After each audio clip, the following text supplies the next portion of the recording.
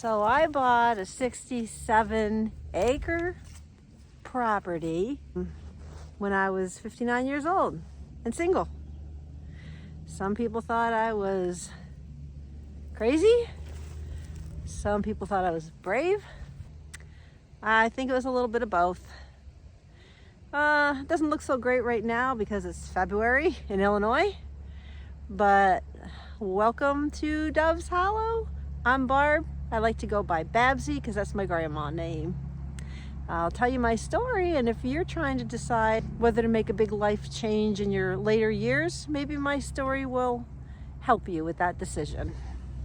So after going through a difficult divorce from a 30-year marriage, I really felt the need to have a new life with new memories. So I would look online for properties, and one day I stumbled across a property that was only 30 minutes away from where I lived in northern Illinois, and it was everything I ever dreamed of. It was a log cabin overlooking a pond that was stocked with fish. It had 30 acres of woods with scenic trails. It had fields and pastures. It had several outbuildings. It had a cute little cabin. It had an equestrian barn that had horse stalls and a tack room and indoor arena and an outdoor arena. And the property just was beautiful, and it offered peace and serenity and seclusion, which is what I was looking for. So my good friend is a real estate agent, and we went and visited the property that very day with my daughter and her baby. We really loved it. My son went with me a few days later to check it out, and he also thought it was worth considering. At that point, my biggest concern was financial and the major lifestyle change it would entail, and just my age, would I be able to handle it? But I honestly, in my heart, felt like it was now or never. I had this dream. It was now or never.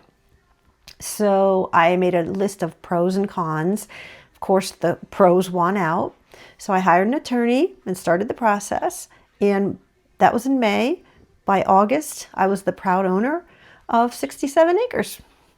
And I named it Doves Hollow in honor of my late father. And here I am now, 6.5 years later. I'm 65 years old.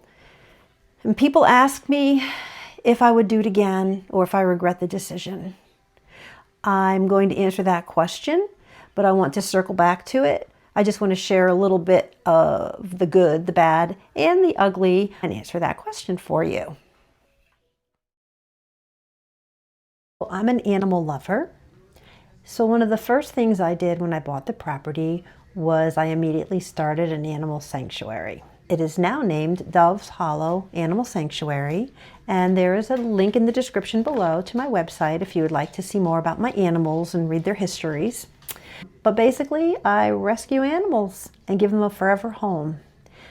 So far, I've rescued 6 horses, 6 goats, 2 pigs, dogs, cats, chickens. Any animal that needs rescuing, if I can take it in, I will.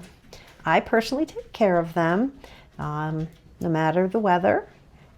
This winter, I've been over there in 45 degree below wind chills. My grandchildren enjoy them year round, and honestly, the whole family does. And just having the animals brings us great joy. Our pig, Petunia, likes to wander the property and greet people, and everybody gets a real kick out of her. So the animals just bring us great fun.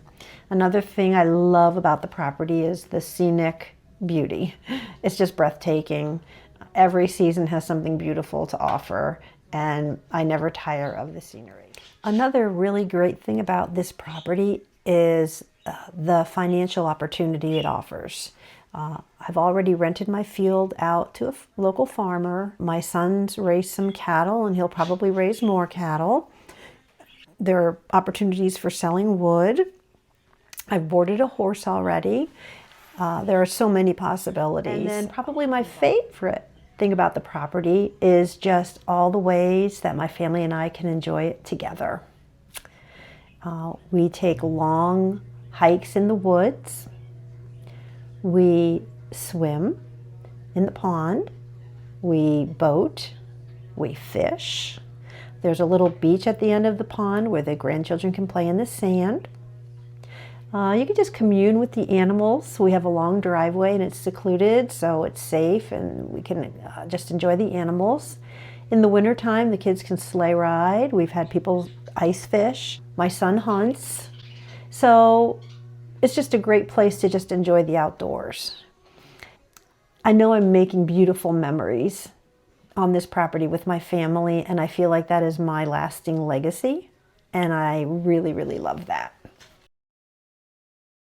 So I just told you some of the great things about the property, but I will admit that it has not been smooth sailing at all times. There have been some bumps in the road. Perhaps the biggest bump in the road would be financial. The property's 30 years old, has a lot of outbuildings, so of course I expected some maintenance, but there have been quite a few surprises. And my first winter here, part of the roof at the horse barn collapsed due to heavy snow. This winter I have a frozen hydrant, so I have to haul the water over to the horses each day. My son and his family have since moved here. They live in the lower level, and my son basically is my outdoor person. It really could be a full-time job, but he helps me as much as he can. He cuts trees down a lot, especially keeping the trails open in the woods. And he also chops wood for us to use for our wood stoves in the upper and lower level all winter long. And it's really nice having that. But he and I really do have trouble keeping up with the outdoor work. There's always bushes and trees that need to be trimmed, and I mow the lawn, but here and there I need his help with that. So we just always feel behind. So that's the way it is with a large property, I guess. And then finally, the only other thing that's been difficult is, as much as I love my animal sanctuary, it takes up a lot of time and energy and money. For example, this winter with my hydrant being broken and it can't be replaced until the spring, I have to haul that water over there every day, no matter how cold it is. And, you know, that's a lot of work. And just making sure all my animals are okay and taken care of and have their veterinary care. Then I buy their hay and grain and feed and pay for the vet and the farrier and fencing and general supplies, and it's a lot of money. So without a doubt, the worst thing that's happened since we moved here is my beautiful, adorable little cabin burnt to the ground in November of 2024 due to an electrical issue. I had so many plans for that cabin, and I'm just really heartbroken that that happened. So that's been hard. Now I'll circle back and I'll answer the question that I said people ask me all the time is, would I do it again? The answer is a definitive yes. Even though I've had my challenges, I love my new life so much. I love the memories I'm making with my family. I love saving animals. My advice to anyone who's contemplating a big change in their later years is to have the courage to follow your dreams. Seriously, it sounds so cliche, but you only live once, and you don't want to look back and regret not taking an opportunity because you thought you were too old or because someone else thought you were too old.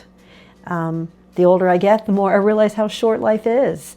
And I just strongly encourage you to take that leap of faith now and live the life that you're going to love. Ultimately, I think you'll be happy with that decision. I know I was. So I hope you enjoyed hearing about my decision-making process and life at Doves Hollow. If you'd like to come along for the ride and see more about life at Doves Hollow, I would love for you to like and subscribe to my channel. And until then, thank you and have a great day.